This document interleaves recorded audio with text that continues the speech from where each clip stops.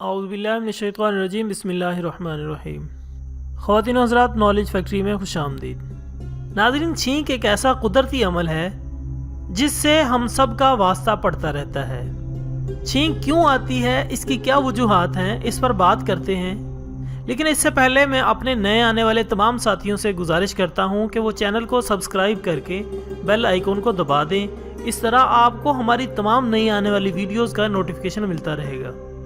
ख़वातीन हज़रात, छींक इंसानी जिस्म के लिए इंतहाई अहमियत रखती है। साइंसी तहकीक के मुताबिक जब हमें छींक आती है तो नाक के अंदर बैक्टीरिया और वायरस बाहर निकलते हैं और हमारा जिस्म जरासीम से पाक हो जाता है। छींकने के दौरान हमारी आंखें बंद हो जाती हैं और साथ ही हमारे सीने से भी हवा मुंह और नाक के रास्ते पूरे जोर के साथ जिस्म से बाहर खारिज होती है। इस दौरान हमारा सांस चंद लम्हों के लिए रुक जाता है। मुसलमान छींक मारने के बाद अल्हम्दुलिल्लाह कहते हैं, जिसका मानी है अल्लाह का शुक्र है इसने हमारी सांस को दोबारा चलाया।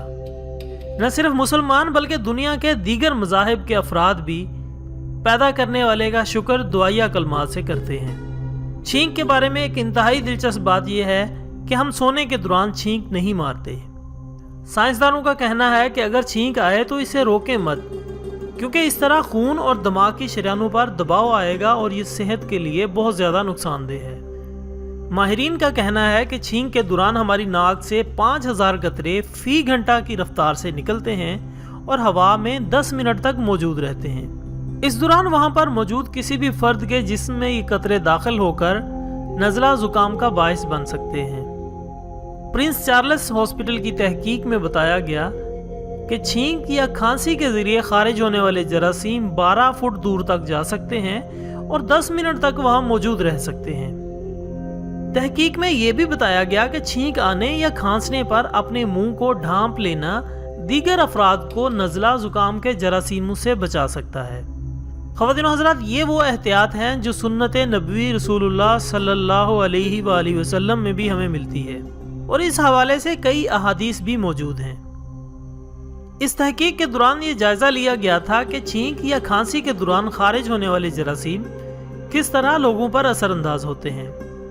तहकीक के मुताबिक बीमारी से उठने वाले अफराद इस तरह के जरासीम से ज़्यादा जल्द मुतासिर हो सकते हैं, क्योंकि इनका जिस्मानी दिफाई निज़ाम कमज़ोर हो चुका होता है।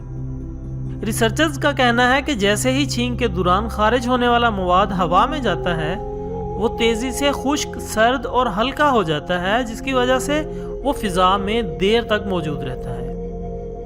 ख़वातीन हज़रात, जैसा कि मैं पहले भी बता चुका हूँ कि छींक एक ऐसा कुदरती अमल है जिसको हम रोक नहीं सकते, ताहम कुछ एहतियाती तदाबीर मौजूद हैं जिन पर अमल करके हम इसको कम ज़रूर कर सकते हैं। इसके साथ ही आज की वीडियो का इख्तिताम होता है। एक नई वीडियो के साथ दोबारा हाजिर होंगे। तब तक के लिए इजाज़त दीजिएगा। अपना, दोस्तों, रिश्तेदारों और गिरदनवा के तमाम लोगों का बहुत ख्याल रखिएगा। अल्लाह हाफिज़।